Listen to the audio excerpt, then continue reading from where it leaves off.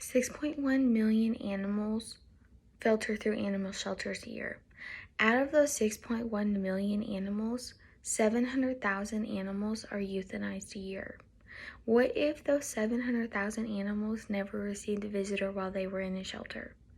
That is why volunteering at animal shelters is so very important. Volunteering at animal shelters not only helps the animals, it can help the workers, and it can help yourself as well.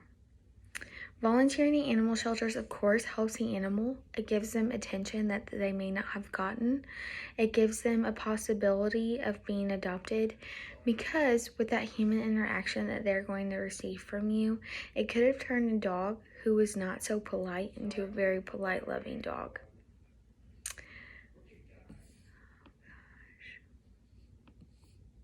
Workers also need your help at animal shelters. 90% of no-kill shelters become overrun. This means that the animal shelter can no longer take in new animals until they find new homes for the loved ones already there. This means that they have to push and turn a blind eye to those animals that are on the streets and possibly starving. You may ask how you can help the animal shelter workers, and that is by going there, and you could possibly pet the dogs, you could walk the dogs, you can play with the dogs and just love on the dogs. Another way to help the workers is sometimes that they will have adoption greetings and events, and you can help either navigate those potential adopters. You can help set up, you can help take down, you could help with meet and greets for those possible potential adopters.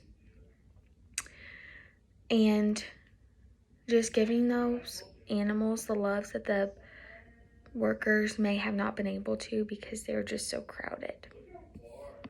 Now you may ask, I know that it helps animals, I know that it helps the workers, but how could it possibly help myself?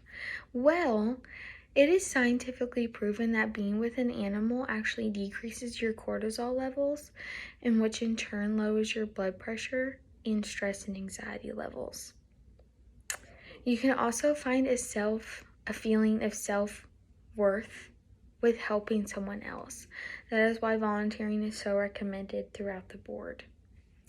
Now you may say, I am so busy. I have school, I have work, I have children. There's no way that I could ever go volunteer at an animal shelter. Well, you were in luck, because animal shelters take many types of donations. They take your time as donations. You can actually give a cash donation. Dogs need food just like you and I, so they always take food donations as well, food and treat donations. Food is so costly. It is actually about $125 a month to feed one animal.